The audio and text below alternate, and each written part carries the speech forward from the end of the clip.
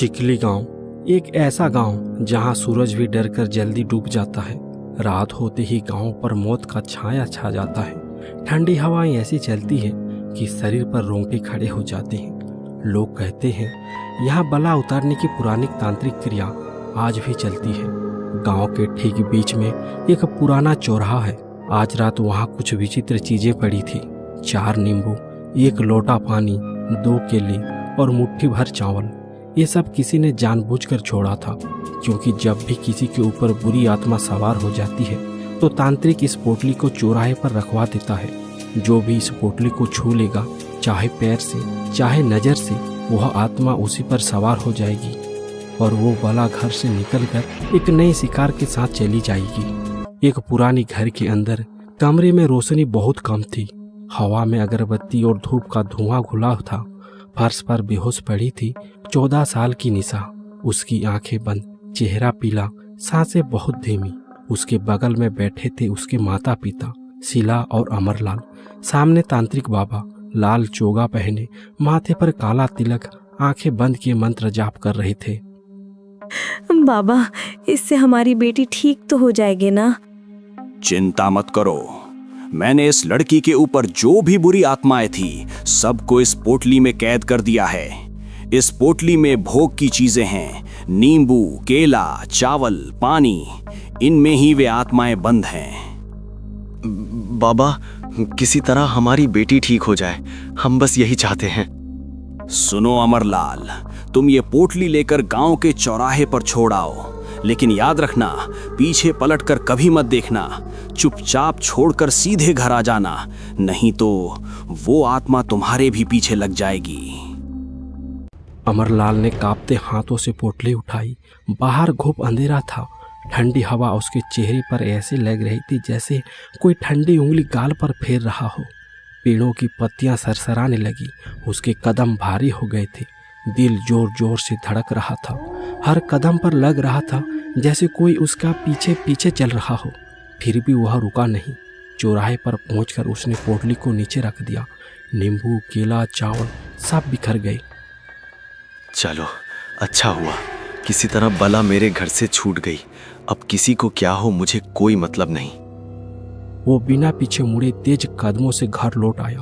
घर के बाहर उसने सारे कपड़े पानी में भिगो दिए, हाथ मुंह धोया और घर के अंदर घुसा।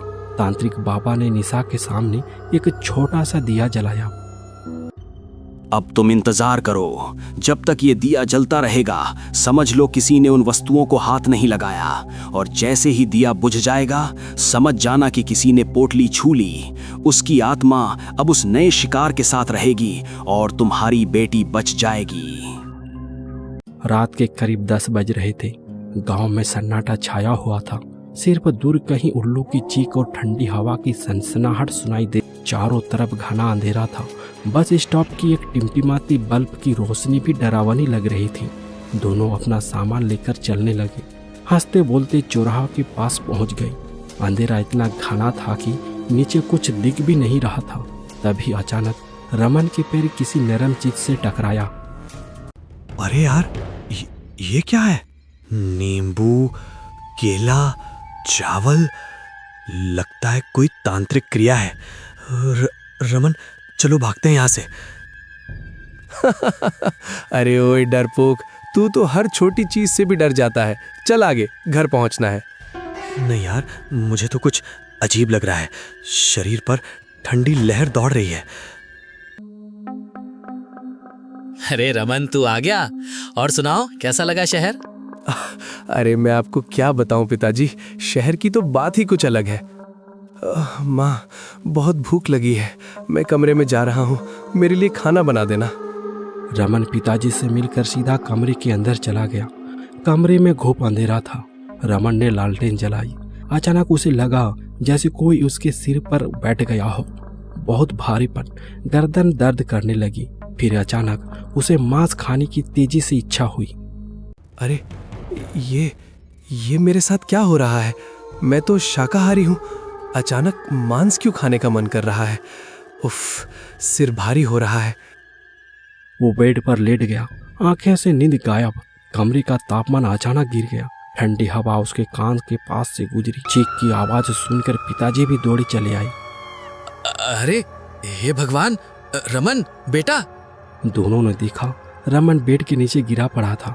उसकी आंखें पूरी तरह सफेद, नाखून लंबे और काले हो गए थे, कपड़े फटे हुए, चेहरा विकृत, गले पर निशान जैसे किसी ने गला दबाया हो। कमरे में अजीब सी बदबू फैल रही थी। हे भगवान, मेरे बेटे को क्या हो गया? रमन को किसी डॉक्टर के पास ले चलते हैं। डॉक्टर? नहीं, किसी बाबा के पास ले चलो। ये कोई बीमारी नहीं, ये बला है। नहीं, मैं इन बाबा तांत्रिक की बात नहीं मानता। किसी वैद्य को बुलाते हैं, शायद रमन को कोई दौरा पड़ा है। ये तो मेरे पास इसका इलाज नहीं। मैं तो सर्दी जुकाम बुखार हाजमा ठीक करता हूँ। ये कुछ और है, बहुत ऊपर की शक्ति है। वैद्य जी, कुछ तो उपाय बताओ। सुनो, इस समस्या का समाधान सिर्फ शमशान का अघोरी कर सकता है। वही एक है जो ऐसी शक्तियों से लड़ सकता है।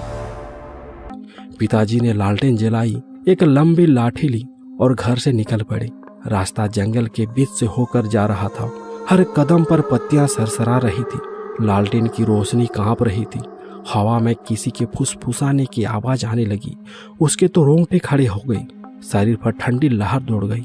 फिर भी वो आगे बढ़ते गए उस शमशान की तरफ।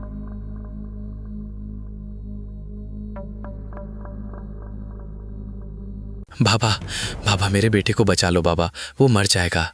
क्या हुआ तेरे बेटे को? तुझे पता नहीं ये शमशान है, यहाँ चिल्लाना ठीक नहीं। अघोरी को रमन के पिता ने सारी कहानी बताई। ठीक है, इसे उठाकर घर के बीचों बीच गोल घेरा बना दो, कोई भी अंदर मत आना। ये तो उतारा है, ये उतारा सिर्फ 2 बार काम करता है, तीसरी बार मौत तय है। ये रमन के साथ तीसरा और आखिरी चरण है।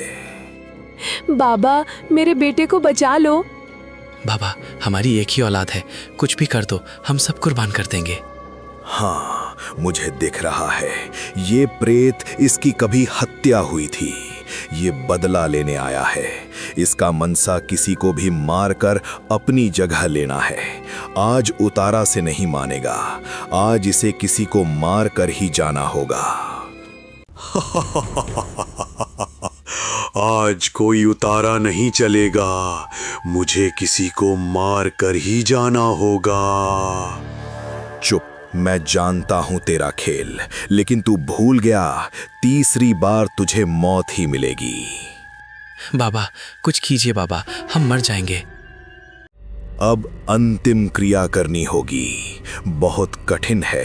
रात के ठीक 12 बजे उन 2 घरों की मिट्टी लाना होगा जहां ये प्रेत पहले उतारा हो चुका है। पर बाबा, हमें तो पता ही नहीं कौन सा घर है। अघोरी मंत्र पढ़ता है और कुंड में चावल डालने लगता है। अचानक रमन बड़बड़ाने लगा। निशा, नारा, रमन।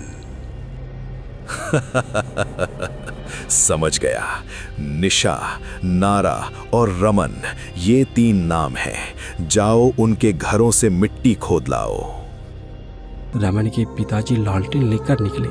रास्ते में हर पेड़ की छाया किसी इंसान की तरह लग रही थी। शरीर पर ठंडी लहर दौड़े जा रही थी। रमन के पिताजी पहले नारा के घर पहुंचे। हाँ, यही है नारा का घर, बस जल्दी से मिट्टी खोद लूं। रमन के पिताजी नारा के घर से मिट्टी उठा लिए और उसके बाद निशा के घर से भी मिट्टी उठा लिए। पिताजी दोनों घरों से मिट्टी लेकर लौट रहे थे, तभी अचानक रास्ते में रमन दिखाई दिया। पिताजी, कहाँ जा रहे हो? मिट्टी लेकर? मुझे छोड़कर मत जाओ ना, मैं तो तुम्हारा बेटा हूँ। तू रमन नहीं है, जा दूर हो जा, मेरे बेटे को छोड़ दे। तू छलावा है, रूप बदल रहा है। पिताजी, मुझे भूख लगी है, मांस की। तुम्हारा गला दे दो ना, बस एक बार। पिताजी बहुत डर जाते हैं। वह मिट्टी को जोर से पकड़कर दौड़ने लगे। वह दौड़ते हुए घर पहुंच गए और मिट्टी को अघोरी को दिए। अब घर की मिट्टी भी ले आओ। अघोरी ने तीनों घरों की मिट्टी इकट्ठी की, फिर दोबारा मंत्र पढ़ने लगा। जैसे ही मंत्र शुरू हुआ पूरा घर हिलने लगा। शैतानी चीखें पूरे घर में गूंजने लगी। रमन का शरीर एक नहीं बल्कि कई आत्माओं का घर बन चुका था। कुछ नहीं कर सकता तू, जा भाग जा यहां से। तू अगर शमशान का शैतान है तो मैं भी शमशान का अघोरी हूं, कैसे नहीं जाएगा तू? अघोरी मंत्र जारी रखा। पास में रखे खाट, कुर्सियां, बर्तन सब हिलने लगे। तभी रमन अचानक जमीन से ऊपर उठ गया, फिर जोर से नीचे गिरा। उसके शरीर से सफेद रोशनी निकली और अघोरी के सामने रखे मिट्टी में समा गई। अघोरी ने तुरंत मिट्टी के साथ नींबू, चावल, केला रखकर पोटली बना दी। जाओ इसे किसी नदी में फेंकाओ और सुनो, याद रखना इसे जमीन पर मत गिराना। अगर एक बार भी गिर गई तो रमन को कोई नहीं बचा सकता। रमन के पिताजी पोटली को लेकर जंगल के रास्ते नदी की ओर निकले। अब रात के करीब 1 बज रहे थे। जंगल में अंधेरा घना था। ठंडी हवाएं इतनी तेज चल रही थी कि लालटेन की लो बार बार बुझने को हो रही थी। पेड़ों से आवाजें आ रही थी। काले साए दीवारों की तरह खड़े लग रहे थे। उनके पैर लड़खड़ा रहे थे। डर का माहौल, रोंगटे खड़े, शरीर पर ठंडी लहरें। एक बार तो लगा कि कोई उनके कंधे पर हाथ रख रहा है, फिर भी वो रुके नहीं। वह किसी तरह नदी किनारे तक पहुंचे। हे आत्मा, तू जो भी है, आज के बाद मेरे बच्चों का पीछा छोड़ दे। मैं भगवान से कामना करता हूँ कि तेरी आत्मा को शांति मिले। जा, शांति से जा। वह उतारा की पोटली नदी में गिरी और गहरी पानी में डूब गई।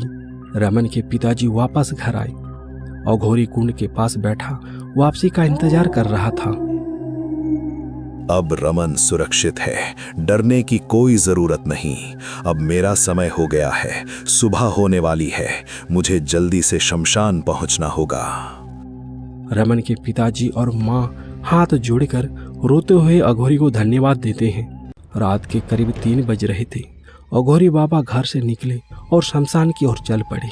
पर अचानक अंधेरे से एक काला साया निकला और अघोरी के पीछे पीछे चलने लगा। प्रेत ने कहा था, मुझे किसी को मारकर ही जाना होगा। क्या ये प्रेत अब भी शांत नहीं हुआ?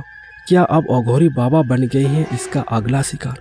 क्या चिकली गांव में फिर से कोई नई बला उतारेगी? खैर ये तो वक्त ही बताएगा। दोस्तों, ये था आज की हॉन्टेड हॉरर कहानी। ये कहानी कैसा लगा नीचे कमेंट बॉक्स पर जरूर से बताइएगा। चैनल को सब्सक्राइब कीजिए, वीडियो को लाइक करें और अपना प्यार देते रहें। अगर आप भी चाहते हैं कि अगली स्टोरी पर आपका भी नाम आए तो नीचे कमेंट पर आप अपना नाम बता सकते हैं। तो मिलते हैं अगली वीडियो पर और एक नई कहानी के साथ।